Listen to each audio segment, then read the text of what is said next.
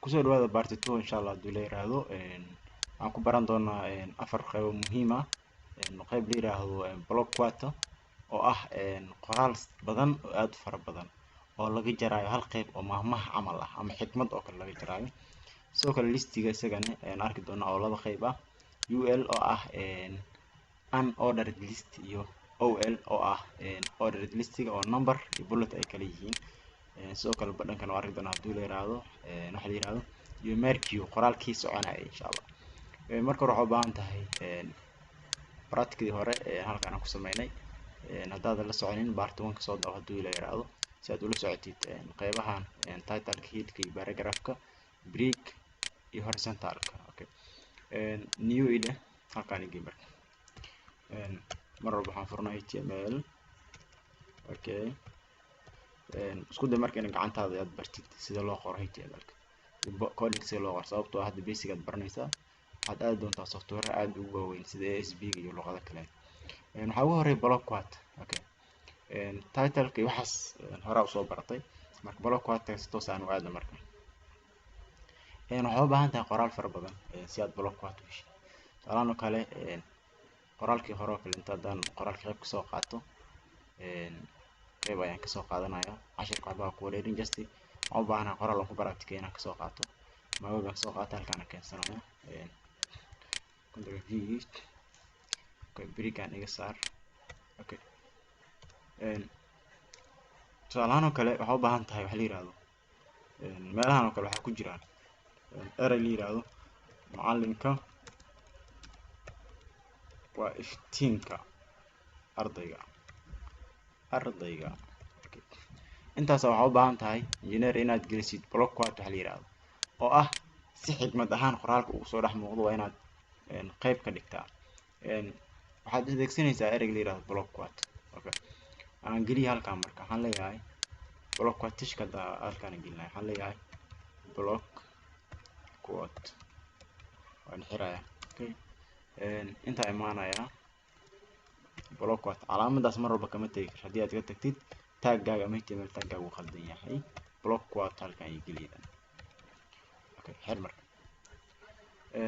save garay file halkaan save leh desktop part 1 hore u duubay part 2 save garay marka hadda waxaan qalday waxa la yiraahdo .html inaan save garay Soomaa .html inaan save garay qalday ku celi file save as halkaan ku dhufo meeshaan waxaan leeyahay dot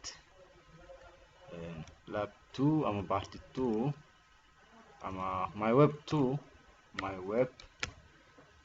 2.html okay save it marka okay double click deh okay waxaan ku soo bandhigay qoraalkii aad u qoran yahay halkaan waxaan ku soo bandhigay erey oo gooni baxsan block quota marka halkaan waxaad ka raacsanaysaa calaamadda quotation-ka ah labada dhinac ahayd okay si qoraalkaaga u soo socdo control s leh double click okay sheekada markaas oo sheekada wax badan soo akhrisid waxaa ku soo baxayo qoraalkii oo ah marka quotas xikmad qoraal fara badan oo qornaa erey xikmadaad ka soo dhex saaraysa ama sentence xikmad ah block quota ee loo yaqaan sidoo kale listiga waa mid aad muhiimsan isaga markii laga hadlayo basic laga hadlayo listiga sida loo qoraa laba nooc list ayaa jirto list la yiraahdo ol ordered list ol afuraysa halkaan aad ka xiraysaa ol halkaan ka xiraysaa okay gudaha waxaad gelinaysaa waxyaabaha aad u baahan tahay listiga dadka waxaad leedahay li axmed okay axmed maxamed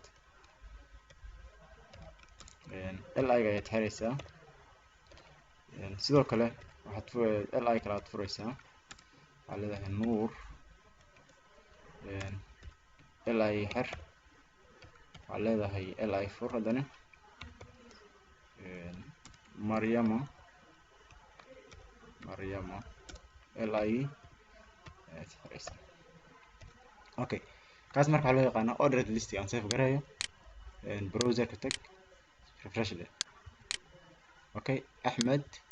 نور مريم. اوكي kan marka waa ordered listing ol ayaad adeegsanaysaa. okay ul aan adeegsado marka ul. okay ul fur halkan ul ka xir iyadane ul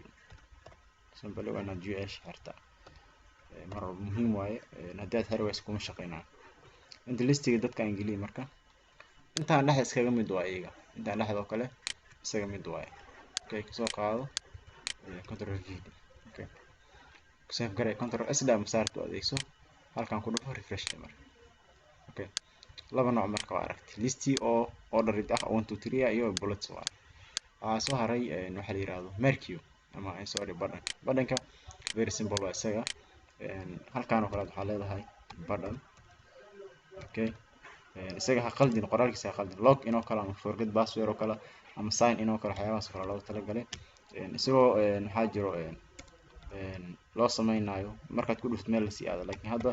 sameyntiisa ayaan sii baranaynaa loginka. intaas kaliya adeegsana baranaad furay waa xiraysa calaamadaas ha ka tagin engineer calaamadaas ha ka tagin save garay marka halkan tag refresh de. okay badhanka loginka waa kana inkastoo hadda code aan kuhoos qorin oo shaqeynayn haddana waa kaasa. waxaa kusoo haray mercue-ga waa inuu qoraalkiisa socdaa engineer mercue qoraalka waa inuu socdaa. okay mercue marka halkaan kala gelinaya waxaan leeyahay calaamadan furaya mercue. okay waxaan leeyahay axmed waa wiil fiican like. okay as english waa adeegsan karnaa laakiin mercue. okay control s waxaan rabaa axmed waa wiil fiican inuu qoraalka soo galo right-ka kasoo galo leftiga uu ka baxo. okay direction-ka waa la bedeli karaa save garay refresh de. axmed waa wiil fiican. okay axmed waa wiil fiican. la soco baartida kale insha allah lab 2 haddii la yiraahdo marka baraatikada kale waa taas insha allah khayr idin rajaynaa. assalaamu calaykum waraxmatullaahi wabarakaatu.